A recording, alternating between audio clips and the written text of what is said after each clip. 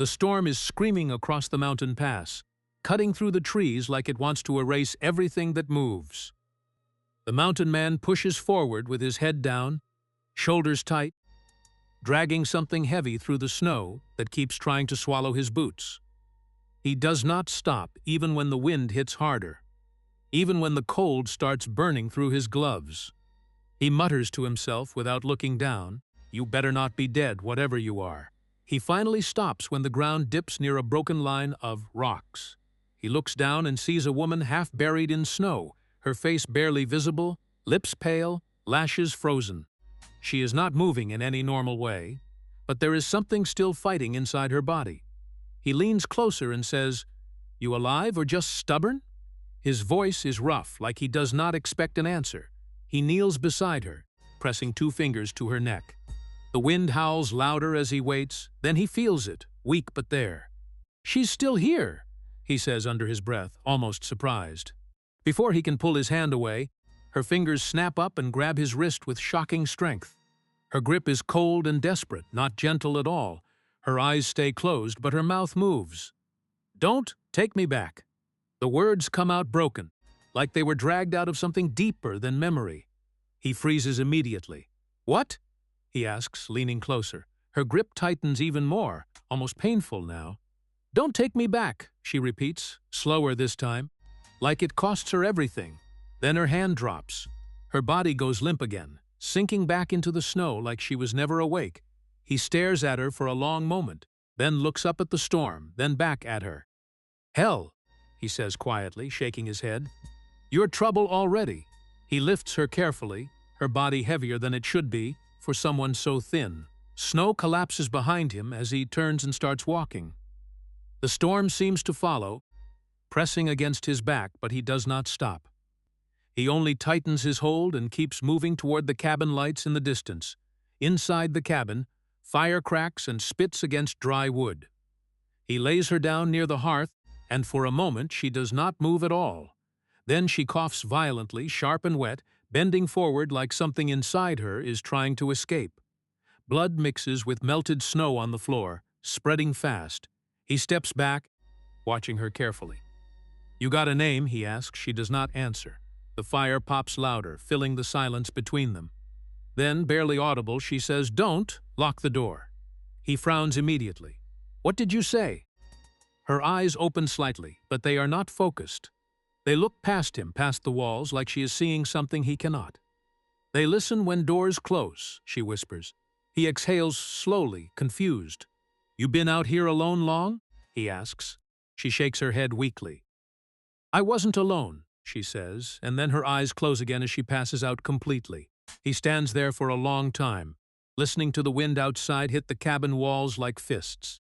Finally, he says this was a mistake, but he does not move to throw her out. He just watches her breathing, uneven and shallow.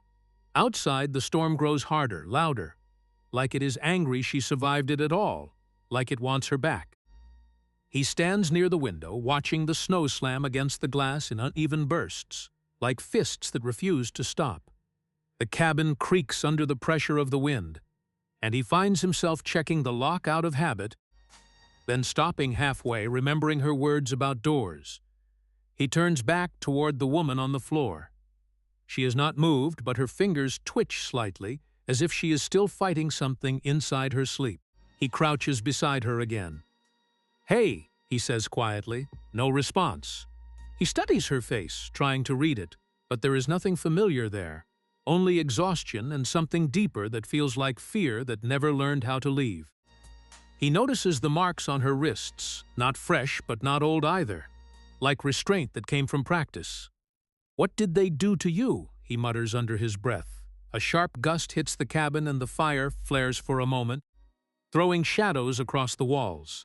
For a second, it almost looks like movement outside, but when he turns, there is nothing there except snow and darkness pressing in. He straightens slowly, uneasy now for reasons he cannot name. "You bring trouble with you," he says to the unconscious woman, though there is no anger in it, only warning. The woman suddenly whispers something without opening her eyes. It's still outside. He leans in quickly. "What is?" Her lips tremble, but she does not answer clearly. "It doesn't leave when I do," she adds, barely audible. He sits back on his heels, watching her more carefully now. "You're talking like something's following you," he says. Her breathing gets uneven again, like the memory is pushing through even while she sleeps. He stands and walks to the door, hesitates, then checks the latch again. He does not lock it this time. Instead, he leaves it slightly loose, just enough to hear the wind but not enough to feel sealed in. He looks back at her. "I don't know who you are," he says, "but I'm not putting you back outside." She shifts again, this time more sharply, like the words reached her. "Don't take me back," she whispers again, repeating the same sentence from before, but now weaker, almost like a habit rather than awareness. He kneels beside her once more, voice lower. "I'm not taking you anywhere," he says. "You came here on your own." For a moment there is only the sound of fire and storm fighting each other. Then she opens her eyes just slightly, barely a slit, and looks at him without focus. "I didn't come," she says. "I was left." He goes still. "Left where?" he asks. She closes her eyes again before answering, and the silence that follows feels heavier than the wind outside. He sits back slowly, running a hand over his face, trying to make sense of what he is hearing. Outside, the storm surges again, shaking the walls harder than before. And for the first time, he wonders if it is not just weather pressing in, but something else trying to find a way through. He moves back to the fire and stares into it as if it might answer him. His jaw tightens, and he glances once more at the door, then at her. He takes a slow breath and says, "Whatever's out there, it's not getting you tonight." He picks up a small log and feeds the flames, letting the crackle fill the space between fear and silence, but he does not relax.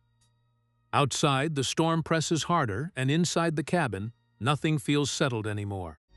He keeps watching the door without blinking now. The woman wakes screaming, but the sound is controlled, forced inward like she has learned how to survive by not being heard. She shoots upright from the floor near the fire, breath sharp, eyes scanning every corner of the cabin. Corners, ceiling, door. Her body shakes, like it remembers something faster than her mind. The mountain man is already moving toward her, hands half raised, trying not to scare her further. He stops a few steps away and says, "Hey, you are safe." She snaps immediately, "Don't say that word." He frowns, "What word?" She answers cold and fast, "Safe." Silence fills the space. The fire pops once. She backs hard into the wall like the cabin is shrinking around her. He says slowly, "You are in my place. I brought you in from the storm." Her voice cracks. "Why did you close the door?" he replies. "I had to." That breaks something in her. She shakes her head hard and says, "You let it in." He stiffens. "What is it?" She does not answer. Instead, she pushes forward. "Open it now." He stays still. "You are not making sense." She laughs once, wrong and sharp. No one does before it starts. A creak comes from outside. He turns fast. When he looks back, she is closer now, too close, whispering, "Don't let it learn your name." He steps back. "Whose name?" she whispers. "Mine." Then softer, almost gone, "I don't remember it anymore." She collapses again. He stands there watching her collapse without moving. The fire crackles louder than before, as if the cabin is trying to fill the silence. He looks at the door when it rattles once from the wind, but the sound feels wrong, too direct, too intentional. He does not speak at first, then mutters, "You all right?" No answer comes from her body, only shallow breathing. He crouches again beside her, studying the way her fingers twitch like they are remembering something she cannot. He whispers, "What did they do to you?" The wind outside hits harder and the cabin groans under pressure. He mutters, "This place is not right." Then from the doorway, "You bring trouble with you." He walks to the door hesitating before touching the latch, leaves it slightly open and says quietly, "I am not leaving you out there." She whispers without opening her eyes, "It is already in." He freezes, "What?" She does not answer again, and the storm presses harder like it is listening. The cabin feels smaller now, not from space, but from pressure, like the air itself is tightening. He returns to the fire and watches it struggle against the cold draft, slipping through the door gap. She stirs again and whispers, "It does not leave," he asks. "What does not leave?" Her eyes open slightly unfocused and she tries to sit, but fails halfway. He moves closer. Stay still. She snaps. No, I cannot stay still. She pushes back into the wall again and stares at the door. You closed it, she says. He answers, I already told you I had to. She shakes harder now and says, no, you did not understand. The cabin creaks louder from inside its frame, not wind. She whispers, do not let it learn your name. He asks, whose name? She says, mine, I do not remember it anymore. Then she collapses again.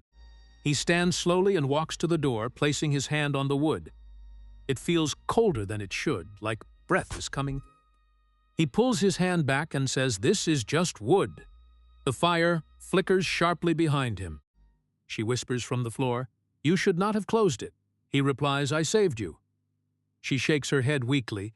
No, you contained it. The word hits him wrong. He turns, something is out there. She answers, it is not out there anymore. He asks, then where is it? She tries to speak but stops mid-breath as the cabin creaks louder from inside its structure. He asks, did you hear that? She says, it always listens. He steps back toward the fire without realizing it. Like the center of the room is safer than the walls. She laughs again softly but wrong, like it does not belong to her throat. He asks, what is funny? She says, nothing. I just remembered the feeling of doors closing again. He asks, where did you learn that? She replies, I did not learn it. I survived it. The wind hits harder and the door rattles slightly but does not open. She whispers, it is testing us. He asks, who? She answers, it does not need a name anymore. She tries to stand but fails and laughs at herself. He moves to help but she flinches hard. Do not touch me, she says. He replies, I am trying to help. She says, help is how it started. The fire pops louder and both of them stare at it like it might speak. She suddenly goes still again, but not like sleep. Like something inside her has stopped responding. He watches her carefully, then looks at the door latch shaking slightly without being touched. He steps toward it and stops halfway. I am locking it, he says. She reacts instantly. No. That stops him. He turns back and sees fear fully awake in her eyes for the first time. She points weakly. It learns faster when you decide things. He hesitates, then slides the latch into place. The cabin changes immediately, tighter, heavier, like it inhales. She whispers, you did it again. He asks, what? She says, you closed it. The fire flickers violently and both of them fall silent. The storm presses hard against the walls, and everything inside feels held in place by something waiting just outside the dark. He whispers, I should not have closed it. She answers without looking up. It is already closed enough outside. She stops speaking, then stares at the door like it is breathing. He steps back slowly, unsure what to do next. The wind outside goes silent for a moment, and the silence feels louder than anything before. Inside the cabin tonight ends, knocking, 3 times, hard. The mountain man opens the door without rushing but without hesitation either, like he already knows who it is even before seeing him. The sheriff stands there with his coat too clean for the storm, boots carrying mud that looks recent but not honest. He steps inside immediately without waiting for invitation and says, you seen a woman? The mountain man does not answer at first, just closes the door slowly behind him and watches the sheriff move like he owns the air. He finally says, maybe. The sheriff's eyes sharpen instantly, blonde, early 20s, dangerous. The woman on the floor near the fire stays still but awake, listening in a way that makes the room feel smaller. The sheriff looks around like he is counting exits instead of people and says, she is not your problem. The mountain man replies, she kinda walked in anyway. A pause stretches between them. Then the sheriff smiles, but it is not warm. Nobody walks in from that storm. From the floor, the woman speaks without sitting up. He did not find me. Both men turn toward her at once. The sheriff's face tightens. You should not speak. She slowly sits up like the movement costs her something and says, you should not be looking for me. The sheriff takes a step closer and asks, what did you do out there? She lets out a small laugh that has no humor, I remember screaming. That is all they let me keep. The mountain man frowns and asks, what does that mean? The sheriff cuts in fast. She is confused. The woman looks at him now directly and says, I was in the house before it burned. The room goes still in a way that feels forced, like even the fire hesitates. The sheriff stops moving for the first time since entering. After a long beat, he says, "That house does not exist anymore." The woman gives a faint smile and answers, "Exactly." The sheriff turns slightly toward the door like he has already decided to leave, then pauses and says over his shoulder, "If she leaves this mountain, she stops being your problem." He shuts the door behind him too hard, wood shaking in its frame. Silence rushes back in immediately after he is gone. The mountain man stands still for a moment, then looks at the woman and says, "He is lying." She answers without hesitation, "He is." The mountain man nods slowly and says, "Yeah, I got that." Outside, the wind picks up again, but it sounds different now, less like weather and more like something repeating itself. The woman pulls her knees closer to her chest and whispers, "They always come first when something is already gone on paper." The mountain man asks, "Gone how?" She does not answer right away, just stares at the door where the sheriff left and says quietly, "That house was never supposed to be remembered." The mountain man says, "You are talking like you are already dead." She replies, "I was supposed to be." The fire pops sharply between them, and for a second neither of them moves. Then she adds, "I was in the house when they decided what I would become after it." The mountain man takes a slow breath and asks, "Who decided that?" She shakes her head slightly and says, "Men who never go outside without permission from each other." The mountain man walks a step closer and says, "That does not tell me anything." She looks up at him and answers, "It tells you everything if you have ever been owned by silence." A long pause follows, then she whispers again, "He is not looking for me. He is finishing something." The mountain man asks, "Finishing what?" She finally looks away and says, "Making sure I do not stay real long enough for anyone to ask questions." The wind outside hits the cabin again, but the door holds. The mountain man glances at the latch and then back at her and says, "You are real enough right here." She laughs softly again, but this time it breaks halfway through and she says, "That is not how they measure it." The mountain man does not understand, but he does not push further yet. Instead, he asks, "What happens if they find you?"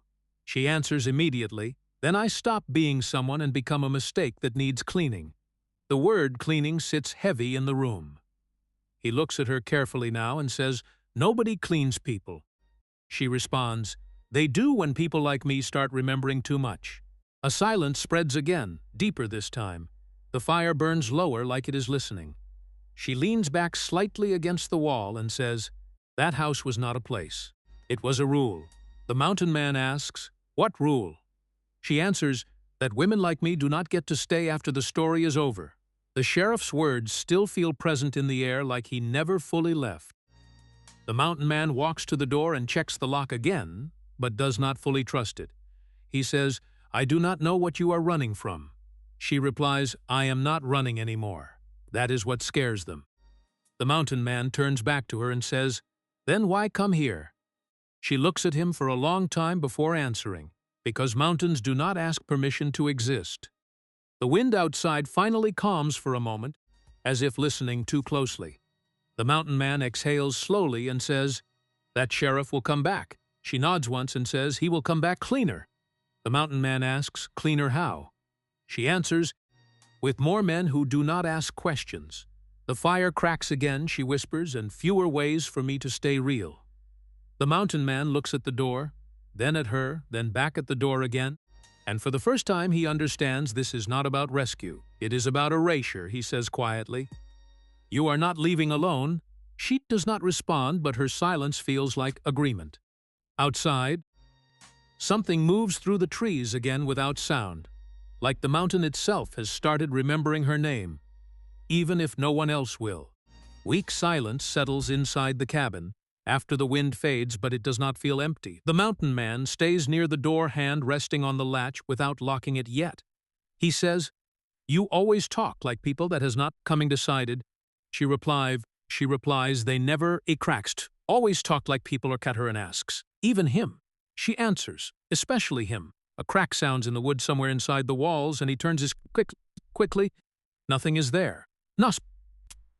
"This place is starting to feel wrong," she whispers. It always there, he says. This place is starting to hear it before he steps closer to the fire, says. The sheriff will not stop, she responds. He cannot stop what he has paid Tarst. Who is paying him? She shakes her head slightly and says men who never stand front of door the close. It and the drutch out. She. The Chaftfi. The mountain man sits between them like something heavy being placed down carefully.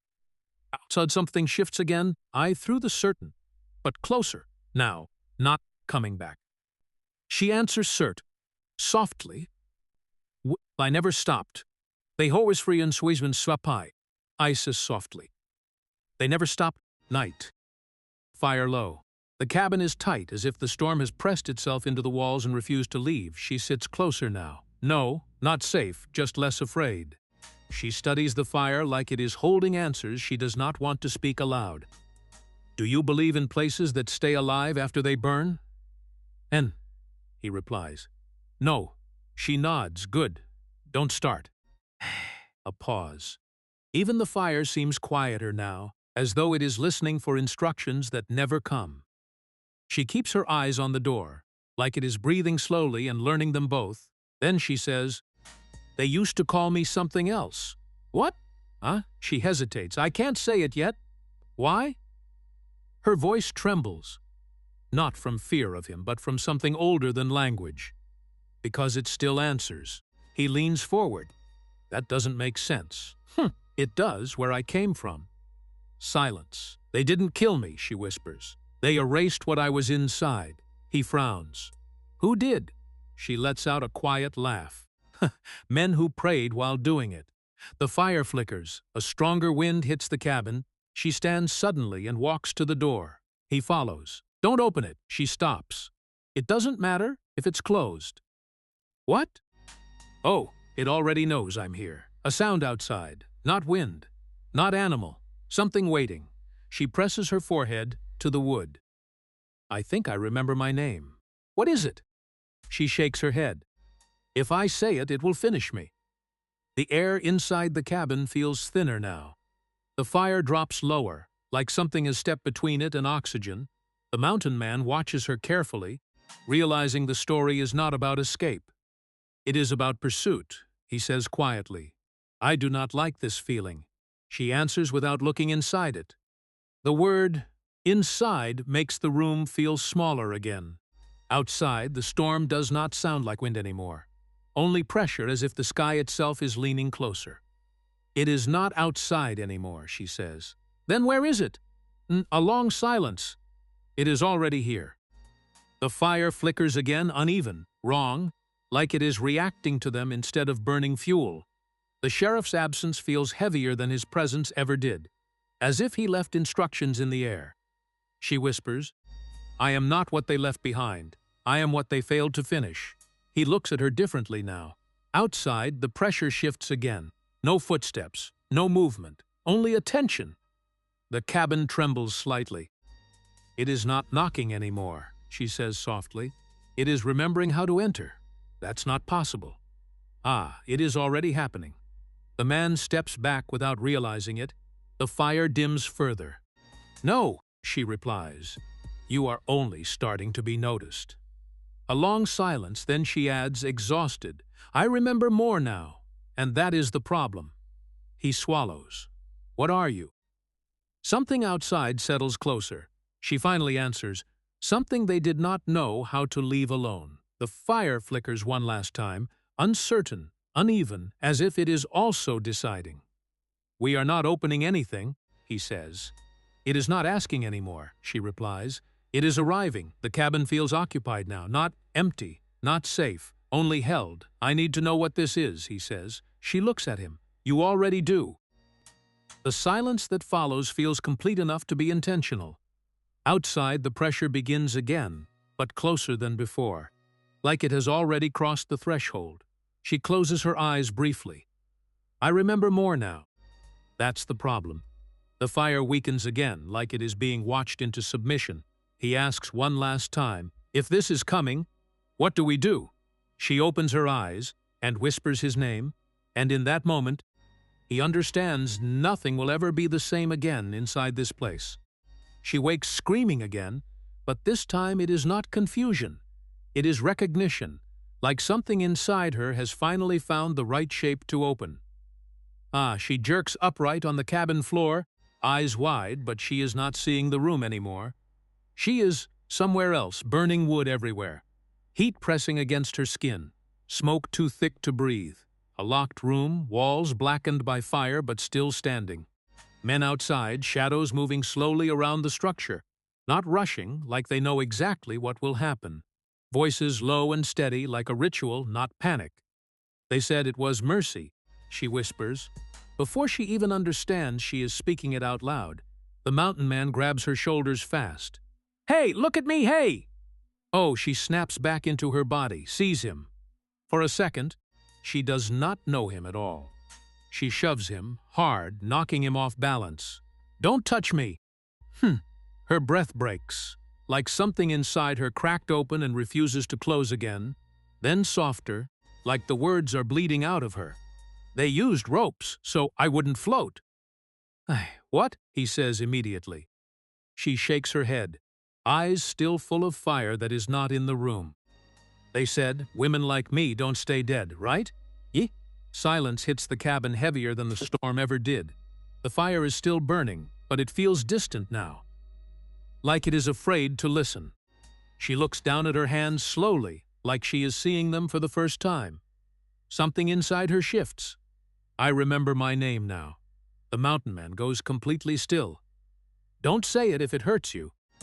She laughs once, but it breaks in the middle. It already did. He watches her carefully now, like she might disappear or explode or become something else entirely. She whispers it, not loud, not clear. Just enough that the air changes shape around it. The cabin reacts immediately. Wood groans like it is remembering pressure it forgot it was holding. The fire flares upward without wind feeding it. The door rattles, like something outside just placed a hand on it and decided to wait. The wind outside stops completely. Not fades, stops, doppel silence presses against the cabin like a weight dropped from above. The mountain man barely breathes. "What did you just say?" She looks at him. Her eyes are different now, not lost, not confused, fully aware. Now it knows I'm here. A knock comes from outside. Slow once, then again, not urgent penned, like whoever is there already knows they are inside the moment. The mountain man turns toward the door slowly, like his body is moving before his thoughts agree.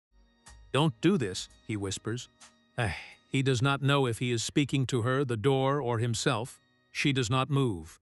Still sitting on the floor, but everything about her feels taller, like something inside her has finally stood up.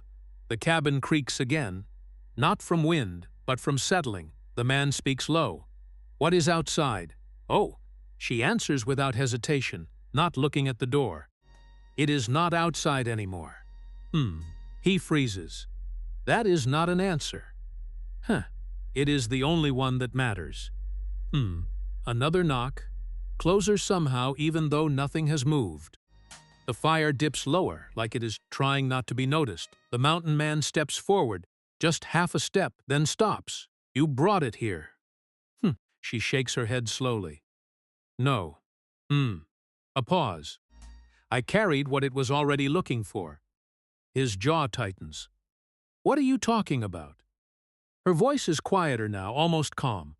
"They didn't kill me, because killing would have ended it. They needed me to stay reachable." The man does not like that word. He looks at the door again. The wood is still, but it feels wrong, like it is waiting for permission to stop being wood. She stands slowly for the first time since waking. This time the movement is not shaky, it is certain. "I was not the mistake," she says softly. "I was the proof." He looks at her. "You are not making sense." She nods. "I used to think that mattered." A third knock. Same rhythm, same patience. Then silence again. The mountain man whispers, "You said your name?" She nods. "And now it is listening for how to finish it," he says, before realizing he thought it out loud. Oh, she looks at him for a long moment. There is no fear in her expression anymore, only exhaustion and recognition. They said it was mercy, she repeats quieter this time, like she is quoting something she no longer believes. The mountain man steps closer, not to touch her, just to be nearer to something real. I don't know what you were before, but you are here now. She smiles faintly. Not comfort, resignation. That is what they always said, right before it started. The cabin creaks again, but this time it feels like agreement. The mountain man moves toward the door slowly, hand near the latch, but not committing. She speaks without looking at him. If you open it, you will not be meeting them for the first time. He stops. What does that mean? She answers. It means they already decided what you are. A long silence stretches between them. The fire weakens again, like it is listening too hard. The mountain man says quietly, I am not afraid of men outside. She replies, you are not supposed to be. Another knock, same rhythm, same patience. The mountain man finally whispers, I need to know what is on the other side. She looks at him. For the first time, her voice is almost gentle. You already do. The cabin goes still again. But this time, it is not waiting, it is listening, and somewhere beyond the door, something waits back, without moving at all. The sheriff returns with 3 men behind him, all moving like they already agreed on the outcome before they arrived. No uniforms, no badges showing, just heavy coats, and the kind of silence that does not come from nature. It comes from practice. The snow under their boots does not crunch like it should. It feels muted, like even the ground is careful not to speak. The sheriff stops at the edge of the cabin yard and looks at the door like it has already offended him. You shouldn't have kept her. His voice is calm, too calm, like it was rehearsed in a room without windows. The mountain man steps outside slowly, closing the distance just enough to block the doorway, but not enough to look like he is hiding anything. Didn't keep anyone. The sheriff tilts his head slightly, like the answer was expected and still disappointing. She belongs to the county. Inside the cabin, the woman's voice comes without hesitation, steady and sharp. I belonged before you had names for ownership. One of the men shifts behind the sheriff. A small movement, but it breaks the rhythm. Another man glances toward the cabin door, like he is hearing something he does not want to recognize. The sheriff lifts a hand without looking back, a silent command to stay still. She's unstable. The woman lets out a short laugh from inside, no humor in it at all. You called it stability when I stopped screaming. The mountain man turns his head slightly toward the door now, not fully looking away from the men. What did they do to you? There is a pause inside the cabin. The fire cracks once. When she speaks again, her voice is lower. They taught me silence until it became me. The sheriff exhales through his nose, like he is tired of the conversation already. One of the men steps forward half a pace, testing the space. We kept order. The woman answers immediately from inside. You kept cages. That word lands differently. The air changes, but no one moves yet. The sheriff's hand lowers slowly, but his body tightens instead of relaxing. The other 2 men are no longer casual. They are watching the cabin like it is now a shared problem. The mountain man looks between them. This is not a normal arrest. It is something else. Something older and more practiced. She steps out of the cabin then, slow and deliberate, like she is choosing exactly how she wants to exist in the open air.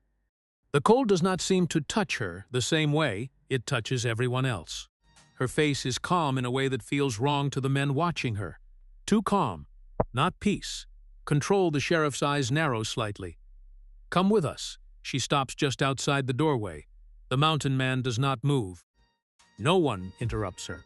She looks at all of them one by one, like she is remembering something she has seen before. If I leave, she says, her voice steady, you remember what I am. The sheriff hesitates for the first time. Not fear exactly. Recognition trying not to surface. The mountain man breaks the What is she? Before anyone else can answer, she does. The part of your history you burned but didn't bury. The words sit heavy in the cold air. One of the men looks down at the snow like it suddenly became too bright. Another shifts his weight, uncomfortable, but still ready. The sheriff forces his voice back into place. That's enough. She comes with us. The woman does not argue. She nods once, almost like she expected this moment long before it arrived. Inside the cabin, the fire cracks again, but weaker now. The mountain man steps slightly closer to her without realizing it, like his body decided before his thoughts did. "You're not making sense anymore," he says quietly. She looks at him for a second. "I never started making sense. You just started listening." The sheriff gestures once toward the men behind him. No sudden movement, just direction. One of them adjusts his stance, like he is preparing for something that has not been named yet. The mountain man asks again, lower this time. "What did they do to you?" She answers without looking away from the sheriff. "They didn't do it to me. They did it through me." That line changes something, not emotional, structural. Like it shifts how the men are standing without them noticing immediately. The sheriff tries to recover it. This is not a trial. This is procedure. The woman tilts her head slightly. Procedure is just violence with paperwork. One of the men mutters something under his breath. The sheriff shoots him a look that silences him instantly. The woman takes a slow step forward into the snow. No fear in it, no hesitation. The mountain man notices something then. The men are not watching her like a suspect. They are watching her like something that should not still be standing. The sheriff's voice hardens. "Last warning." She smiles faintly. "But it is not kindness, it is memory." "If I leave," she repeats, "you will spend the rest of your lives trying to decide if I was real." The mountain man steps slightly toward her. "Why are they afraid of you?" She finally looks at him directly. "Because I didn't die correctly." Silence spreads again. Even the wind feels delayed, like it is waiting for instruction. The sheriff lowers his voice. "We are done talking." The woman responds immediately. "No." "You are done explaining." A long beat follows. No one moves. The men behind the sheriff are no longer relaxed. Hands hover near what they carry, not drawn yet, but no longer passive either. The mountain man says quietly, "If she goes with you, what happens?" The sheriff does not look at him. She is processed. The word feels wrong in the open air. Even he seems to notice it. The woman laughs once again. "You keep using words like they still mean something clean." The sheriff steps forward slightly. "Enough." She looks at him now fully. "You don't want me alive. You want me categorized." That lands deeper than anything else she has said. The mountain man finally asks the question that has been sitting too long. What is she really? She answers immediately, without turning away from the sheriff. Evidence. No one speaks after that. The wind tries to start again but fails halfway. Like it forgot the right direction, the sheriff's jaw tightens. "That word is not for you to use." She nods slowly. "That's what you told me before the room stopped needing doors." One of the men behind him shifts again. Nervous now, not fully committed to standing still anymore.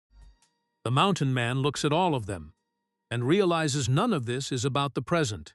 It is about something already decided somewhere else. The woman takes one more step forward into the snow. Her voice lowers but does not lose strength.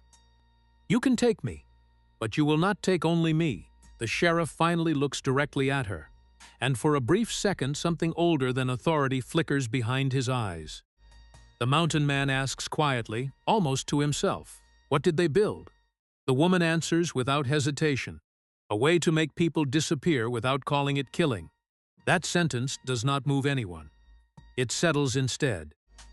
The sheriff raises his hand again, not a threat yet. A decision forming, the men tighten formation behind him. The woman exhales slowly, like she has been holding her breath for years and is finally choosing not to anymore. The snow around them feels still now, not frozen. Waiting, even the mountain man understands something he does not want to admit. She is not the one being brought in. She is the reason they came at all. And no one there is ready for what happens if she refuses to go quietly. Storm returns, but wrong. No wind, no sound of it moving through breeze, no direction to it, just pressure, like the sky has lowered itself too close to the ground and refuses to lift again. The air feels thick enough to hold. She stands in the snow barefoot, still, not shaking, not reacting, like cold is something that happens to other people. The mountain man notices first. "You're freezing." She does not answer. Her eyes stay on the sheriff like she is waiting for him to finish something he started long ago. The sheriff raises his voice, sharp now. "Last warning." She finally looks at him. Not surprised, not afraid, just certain. "You already gave the last one years ago." A beat. No one moves. Then the sheriff raises his gun. Fast, not hesitant this time. Like something in him snapped back into procedure. The click of it being lifted sounds too loud in the silence. The woman tilts her head slightly and whispers, "Say my name again." The sheriff freezes. He does not answer, not because he is thinking, because something in the question is wrong. She takes one step forward anyway. Snow does not react under her feet. It just accepts her weight like it has been waiting for it. The gun shakes in the sheriff's hand. Not fear. Recognition trying not to surface. The mountain man steps forward immediately, voice breaking through the tension. "Stop!" The sheriff snaps without looking at him. "Move." He does not. He steps between them instead. Not aggressive, not armed, just present. The sheriff shifts his aim slightly, but not cleanly. His arm does not fully commit to pointing anymore. It hesitates in midair like the body is arguing with itself. The woman speaks again, quieter now. "He didn't find me in the storm." Silence tightens further. Even breathing feels optional. The sheriff's eyes narrow. "What did you say?" She repeats it without raising her voice. "I let him." That line lands differently, not like information, like memory being forced into the wrong shape. The sheriff's grip tightens. His jaw moves once, like he is trying to respond but cannot find the correct language for it. The mountain man glances back at her. "What does that mean?" She does not look at him, only the sheriff. "It means I was never lost." A long pause. The pressure in the air deepens, the storm does not move. But everything feels like it is inside it now. The sheriff's gun lowers slightly without him deciding to lower it. His eyes shift. Unfocused for a fraction of a second, something is breaking in his certainty. Not fear of her, fear of remembering her differently than he was told to. The woman takes another step forward. The sheriff whispers, almost involuntary, "No." He stops himself like the word came from somewhere else. The mountain man finally understands this is not a standoff anymore. It is exposure. He turns slightly toward the sheriff. "You know her." The sheriff does not answer. That silence is enough. The woman speaks softly again.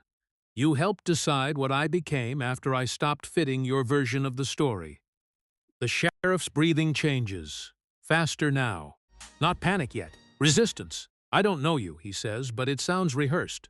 She nods. That's the point. The gun shakes again. This time it is worse. Not fear of her. Fear of something arriving inside him that he cannot explain. The mountain man looks between them. This isn't an arrest anymore. The sheriff snaps back, louder than before. "Move away from her." The mountain man doesn't. He steps closer instead. I said stop. The sheriff's voice breaks slightly at the edge. "You don't understand what she is." The woman answers immediately, "I'm what you buried without digging."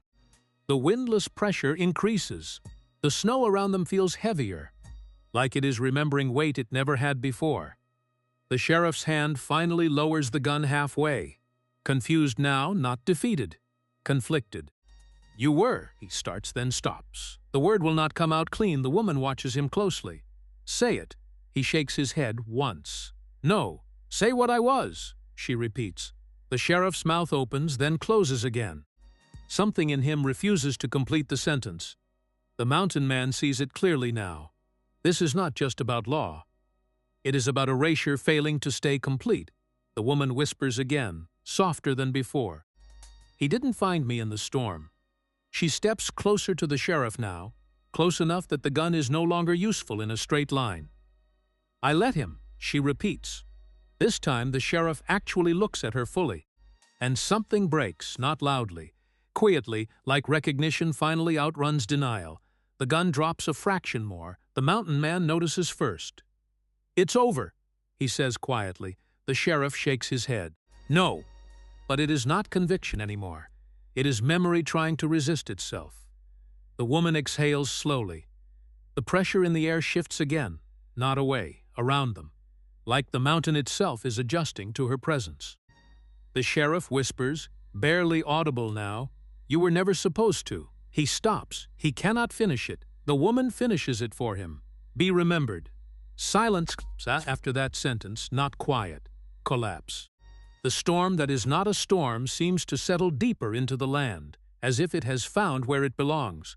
The mountain man steps slightly back now, not from fear of her, but from understanding he is standing inside something older than choice. The sheriff finally lowers the gun completely. Not surrender. Loss of direction. The woman looks at him one last time. And for the first time, there is no anger in her face. Only confirmation. The mountain man whispers, "What happens now?" She does not answer immediately. She looks past them both, at the land, at the silence, at everything that once tried to contain her. Then she says quietly, "Now it knows I'm not leaving." The air tightens once more. Not storm, recognition, and the mountain stops feeling like a place they are standing in. It starts feeling like something that has been listening the whole time. The sheriff does not speak again after the silence settles. He stands there for a moment like he is waiting for the world to correct itself, like something will rewind and return him to certainty. It does not. The mountain does not respond to him anymore. It feels like it has already moved on. He turns first, not fast, not slow, just final. The men follow him without argument, without discussion. One by one, they step back from the snow like they have forgotten what part they were playing. No pride in their exit, no anger, only absence forming in real time. The kind that does not need explanation to feel permanent. No one looks at her when they leave. Not because she is ignored, because looking feels unnecessary now. The sheriff is gone before it feels like departure. Not victorious, not defeated. Just erased from the moment like he was never fully allowed to arrive in it. The mountain man watches until the shapes of them disappear between trees that feel too still to be natural. When they are gone, the air does not change. It just becomes honest. Silence returns. But it is not the same silence as before. It is full. She stands in the snow barefoot, unmoving, like she is deciding whether the ground beneath her still requires permission to hold her. The cold does not push her away anymore. It just exists around her. The mountain man finally speaks, low, careful. "What are you now?" She does not answer immediately. Her eyes move slowly across the land, like she is checking something only she can see. The cabin behind them looks unchanged, but it feels different, like it has stopped pretending to be separate from what happened outside it. He waits. She finally says, "Still me." No emphasis, no defense, just fact. He studies her face. "And your name?" A long pause follows. Not hesitation out of fear, but consideration, like the question no longer belongs to the same language she used before. Then she answers, quieter. It doesn't belong to them anymore. Something in the mountain man settles at that. Not understanding. Acceptance of not needing to understand everything anymore. He nods slowly. "You staying?" She turns her head slightly toward the cabin, toward the door, toward the space she entered, broke open, and did not leave behind, then toward him. "I already did." The words are simple but final, like she is correcting a misunderstanding that existed long before either of them met. He steps closer now, not cautious anymore, just present. "What happens now?" She looks back at the land again. The snow, the trees, the quiet that feels no longer empty but reorganized. "Now nothing hunts me." A pause. The mountain man breathes slowly. That doesn't sound real. She gives a faint, almost tired expression. Not sadness, not relief. Just truth settling into place. It is real. It just isn't finished anymore. He looks at her longer now, like he is trying to understand where she ends and the world begins again. Then he asks softer, "What did you stop?" She answers without turning. "Running." The word sits in the air differently now. Not escape, not survival. Something ended and something else stayed. She begins walking toward the cabin. No rush, no fear, no hesitation.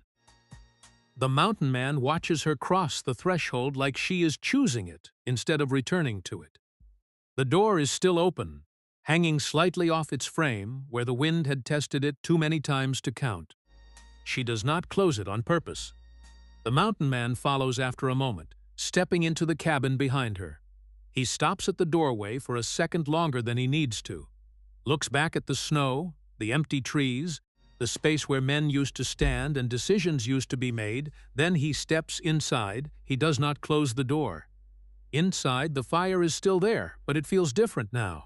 Not weakened, not stronger, just no longer performing for anything outside itself. The cabin feels like it has stopped waiting for permission to exist normally again. She moves past the fire and stands in the center of the room like she belongs there without needing proof. The mountain man speaks quietly, almost unsure. "You sure about this?" She doesn't look at him immediately. "There is nothing outside me that gets to decide anymore." He nods slowly, like he understands the shape of that, even if he cannot define it. "What about them coming back?" She finally turns slightly toward him. "They already tried." A pause. "And?" she answers simply. "They left without knowing why they came." That lands heavier than anything else said that day. The mountain man looks toward the open door again. The wind outside is calm now, but it feels watched, not observing. He asks, "You think it's done?" She considers that, not hope, not fear. Just evaluation. Then she says, "It's not done. It's just not in charge anymore." The mountain man exhales slowly. Something in him relaxes, but not fully, not yet. He looks at her again. "And you?" She looks back at him, steady. "I stay." A silence follows that is not uncomfortable, just real. The fire crackles once. Normal again. For the first time, normal does not feel like denial, it feels like return. Outside, nothing moves. Inside, nothing hides. The mountain man finally looks at the open door and makes a choice without drama, without ceremony. He does not close it, he just steps away from it, because for the first time, closing it no longer feels necessary. And she is still there.